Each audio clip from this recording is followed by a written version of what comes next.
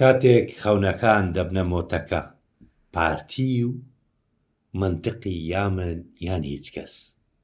سڵاوڕێز هاوڕێیانی خۆشەویست، هیوادارم باش و تەندروست و سەلامەت بێن لە هەر شوێنێکی دنیان هەن. لە دوێنێوە بەیاننامەکەی مەکتەبی سیاسی پارتیمان بینی، ئەگەر لێبورد بینەوە تێدەگەین زیاتر لەوەی هەڵوێستێکی سیاسی بێ دەربڕینی ئەو شوکە قوڵەیە کە تووشی ئەو حیزبە بووە. دوایەوەی نەیتوانی ئیرادەی خۆسەپێنانەی خۆی بەسەر بەغدا بسەپێنێ، وەکو چۆن ساڵانێکە لە هەرێمی کوردستان هەڵبژاردن دەکرێت پەرلەمان نییە. 4 ساڵە سەرۆکی حکومەت ئێکسپایر بووە، هەر 10 ساڵاتدایە. دیارە هێشتا لەو خەوە بە ئاگا نەهاتیە، هێشتا ئەوە دەزانی بەغداش وەکو هەرێمی کوردستانە بە ئارەزووی خۆی هەرچی بێ بیکە و هەموو شتەکان تێک و پێک لەوەکو لە کوردستان تێشیدایە. یعنی ئەوەی کە زۆر شۆکە لە بۆ پارتی خەونی مەرجەعبوون و زۆرینە. لە بەیاننامەکەدا باز لەوە دەکرێت کە سەرۆک کۆمار نوێنەری زۆرینەی کوردستان نییە. ئەمە ئەو قسە قۆڕە دووبارەیە کە تەنها لە فەرهەنگی پارتی واتای هەیە. پارتی هێشتا نەیتوانێت لەو گرێ دەرونیەی خۆی ڕزگاری بێت، خۆی بە گەورە و مەرجەع و بڕیاردەری تاقانەی منتقی ناوچەکە بزانێت. نەک لە هەرێمی کوردستان خۆی بە بەغداش دەزانی. یعنی منتقی پارتی وایە ئەگەر کاندیدەکەی ئەو دەرچوو ئەوە پرۆسەکە دیموکراسیە و ئیستیحقاقی گەلە. ئەگەر کاندیدەکەی شکستی هێنا 16 ئۆکتۆبەر، وەکو 16 دەنجینە وەکو 16 ئۆکتۆبەر لەگەر مالیشە ڕێکەتینە لێ 16 هینایە، ئەگەر سەری گرت ئەوە دیموکراسی و ئیستیحقاقی گەلە. بەڵام ئەگەر سەری نەگرت ئەوە پرۆسەکە نائاساییە و نوێنەری زۆری نییە. ئەم جۆرە خۆسەپێنیە سیاسیە سوکایەتیکردنە بە دەنگی هێزەکانی تری کوردستان و هەموو عێراقیش. پارتی وا دەزانێت هێشتا لە ساڵی 91 باز لە سەردەمی بەرەی کوردستانی دەژین، باز لە ئالیەتی کوردستانی دەکە، ئالیەتی کوردستانی بۆ دیاریکردنی پۆستەکان. لە کاتێکدا خۆی یەکەم لایەن بووە ئەو ئالیەتەی تێکداوە. تەنها ئەو کاتانە باسی کوردستانی بوون دەکا کە بەرژەوەندیەکانی لە مەترسیدا بێت.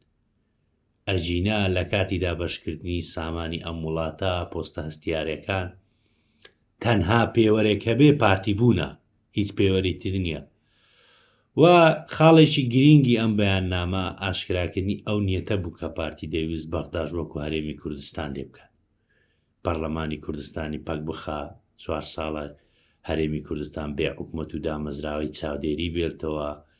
دەیویست هەمان سیناریۆی پەخستن لە بەغداش دووبارە کاتەوە. بەڵام لۆی نەچوە سەری. خەونی پارتی ئەوە بوو بەغدا بکاتە دزخانەیەکی وەکو ئەوەی لە حکومەتی هەرێمی کوردستان لە سای دەسەڵاتی ئەواندا هەیە کە یاسای تیادا نەبێ، گروپێکی بچووک بڕیار بدان، چارە نووسی ملەت بکەوتە دەست چەند ئەشخاسێک. بەڵام شکستیان هێنا بە ناچاری و قەهرەوە پاشەکشەیان کرد. یعنی ئەوەی ئێستا لە دەست پارتی مایە تەنها یەک کارتی سوتاوە، ئەویش داواکردنی هەڵبژاردنی پێشوەختە وەکو دو کارتی سوتاوە، هیچیان لە دەست نەمایە.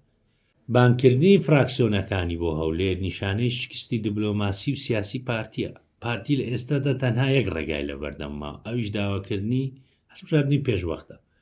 بەڵام خۆشیان دەزانن ئەوە ئاسان نییە هەڵبژاردنی پێشوەخت. دوایە ئەگەر گریمە هەڵبژاردننی پێشوەخت بکە، ینی قازانجی پارتی نییە. ئێستا جەماوەر لەیان تووڕەیە لە وەزعێکی خراپدانە. بۆیە پارتی دەبێت تێبگات. سەردەمی خۆسەپاندن و هەڕەشێ و بایکۆت بەسەر چووە.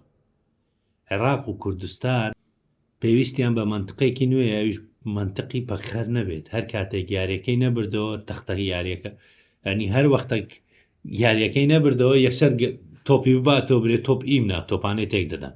ئەوە هەمجار لە تۆپانەی وا بوو، ئەوەی تۆپی هەبایە ئەگەر بەدری نەوە دێگە تۆفەکە ئیم نەودەڕۆم. پارتیش دەوێت هەمان منتق لە بەغدا دووبارە بکاتەوە. ینی ئەوەی لەم بەیان نامەیە کە زۆر جێی سەرنج بوو بەڕوونی بە پارتیۆ دیار بوو ئەویش نەزیفی سیاسی حیزبێکە کە خەونە مەزنەکانی بە ئەوەی خۆیان بووتە مۆتەکە. ئێستا پارتی لە بەردەم واقعەیەکی تاڵی بێهێزی داوەستاوە لەبەرچێ لە بەرەوەی لەگەر مالیکی و ئەلبوسی یەکی گرتیە، هەم کارتی مالیکی سوتایە هەم کارتی ئەلبوسیش. چارەسەر چییە؟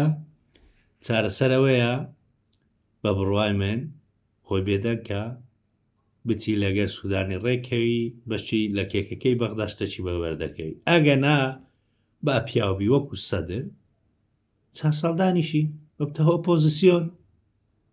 بۆیە دەبێ پارتی تێبگا لە شوێنێک هەڵبژاردننی پاک هەبێتن دەرناچی واو کارتە سوتاوەش لە بیر بکە کە هەڵبژارنی پێشوەخت نە بارودۆخی عێراق نە بارودۆخی ناوچەکە نە عێراق نە هەرێمی کوردستان توانای ئەوەنی هەڵبژارنی پێشوەختە بکە.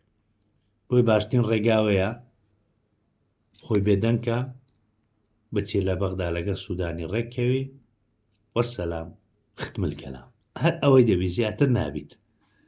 بۆی من زیاتر کاتان ناگرم هاوڕانی خۆشەویست کاتەکی خۆش ماڵەوە.